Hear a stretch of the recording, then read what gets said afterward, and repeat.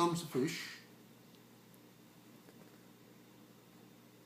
There's one about someone wobbled to a wedding in the sea, or something like that. I can't remember them all, but there's a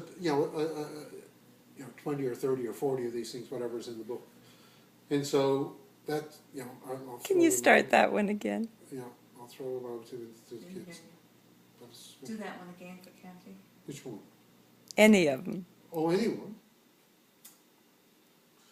Sid Squid went and hid beneath the sunken dory. And his wife came out and gave him a clout, and Sid said, "Oh, I'm sorry." But a sculpin named Sam thought as he swam, how ugly a fish was he. Oh, shoot, I lost it. Sid Squid, I know. A sculpin named Sam thought as he swam, how wonderful ugly was he. I'm as ugly as sin, he said with a grin. I'm the ugliest fish in the sea. But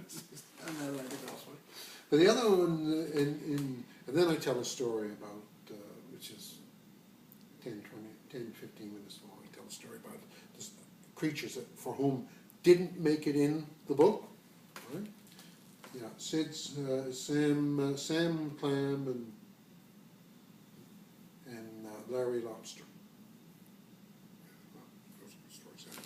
But anyway.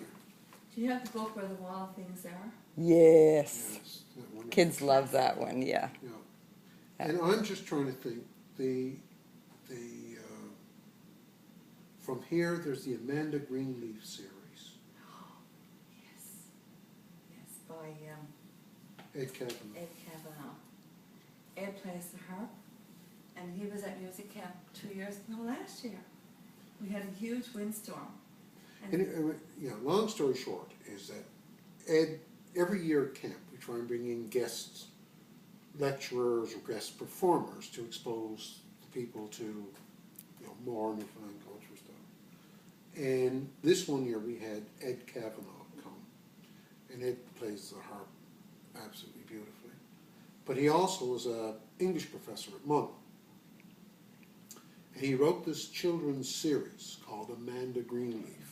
I think I've heard of it. Right? And it's in the fairy world and all that sort of stuff. It's a really neat children's series.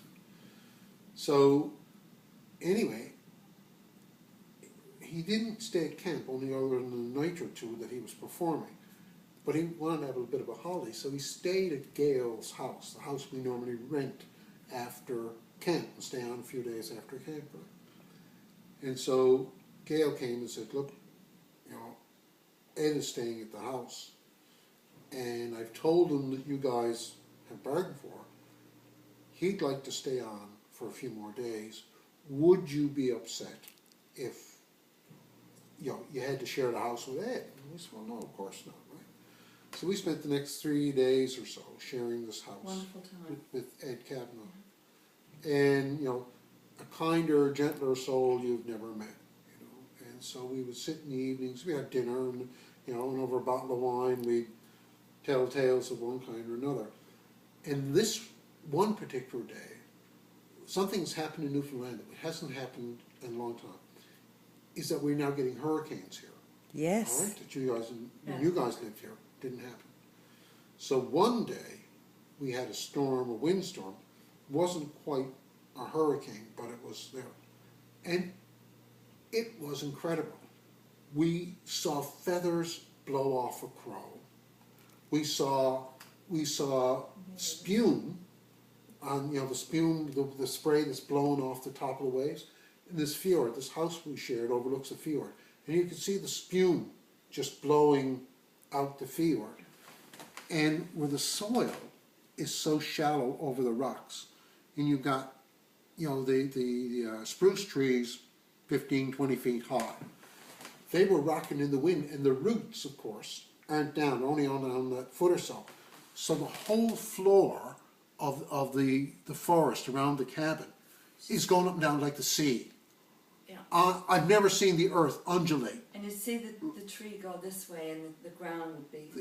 The ground, it was incredible. absolutely incredible. And What else did we see?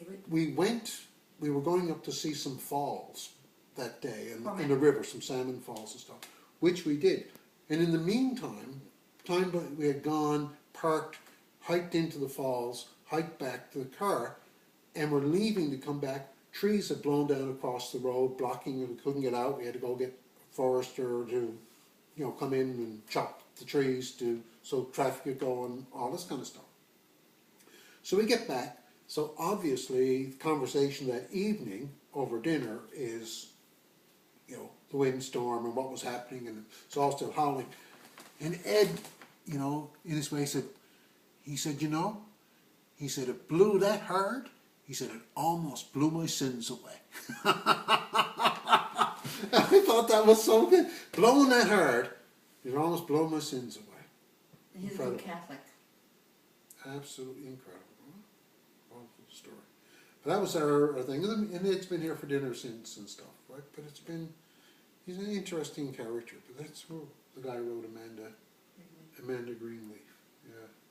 Really interesting. Before you go home, over the next couple of days, we ought to shove on the demo CD when Paul's Awake and stuff. That's going to come out. Hopefully, I got an email today saying hopefully it'll be ready for 2 weeks' time. So we're all excited about that sort of stuff coming up, right? But anyway, neat stuff. Yeah, some fun stuff. Anyway, there you is, no? So the youngsters will get to hear the old and all that sort of stuff. Right? Good old Newfoundland songs. Yeah, Gonna sing Eyes the Bay? Oh, Kathy, really? I suppose. Nobody sings that anymore. Nobody sings it anymore. not It's hard probably to- the only Newfie song I know, and I don't even know it. And the reality is, there's been a whole new genre of Newfoundland folk song. The stuff that's on the CD that we're putting out, it's all pre-Confederation music, okay? And story, Yeah. the story I tell is pre-Confederation and everything. And what happened in Newfoundland prior to World War II, to be put it, people don't realize this.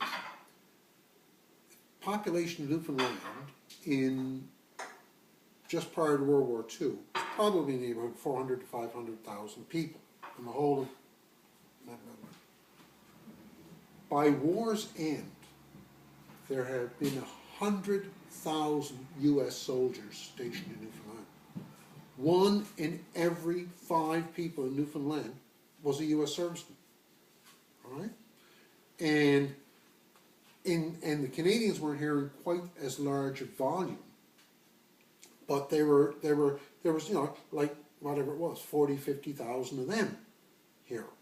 So, you had all of this external cultural stuff coming in, country and western music, jazz, all this stuff came, in the war years, in the 40s and that sort of stuff.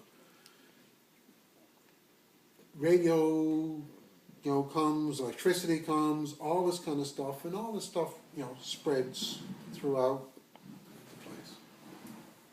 So all of the old Newfoundland dance tunes and everything disappear and being replaced by this new stuff.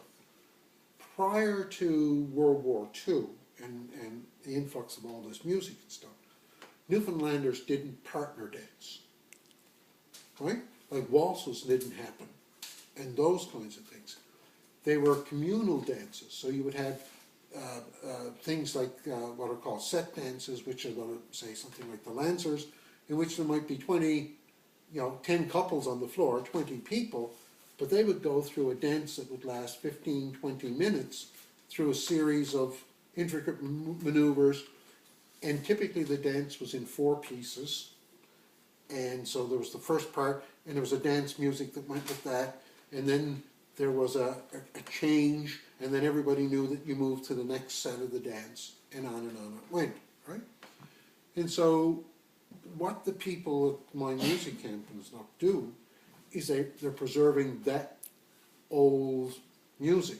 So this is not the eyes to buy kind of stuff Oh, that okay. you're talking about. This is, you know, Newfoundland traditional music that had been played for 100 years before Confederation. Oh, kind of thing. wow, yeah. And some of the stuff that's on this CD is some of them, you know, some of the more modern sort of contemporary composers and stuff as well. And some of it are the original composers doing their own, you know, compositions and stuff on the CD. So it's all kind of neat stuff. Waiting for Ruth? I found Ed. Hmm? Ed Kavanaugh. Oh, there's an Ed Kavanaugh thing, yeah. But so that's what this new CD is coming That's out of. great. Great stuff, we think, anyway. And telling the stories of, you know, resettlement Placentia Bay in the 1970s and all that sort of stuff, all comes out on this CD. So, let's say we're hoping it'll do okay to earn our money back, so to speak. But, you know, it's the intent is to have it out for the people who come to our music camp to, you know, it's a promotional thing and all that sort of stuff. And people see it. Well, you got 2 copies sold here. Hmm? 2 copies sold right here. Oh, good. So we'll see what happens to it. Yeah, I but- have it here. yeah, and we'll see what happens. Absolutely. But I should show you, should take you to the website before you go home and just let you see This is, that.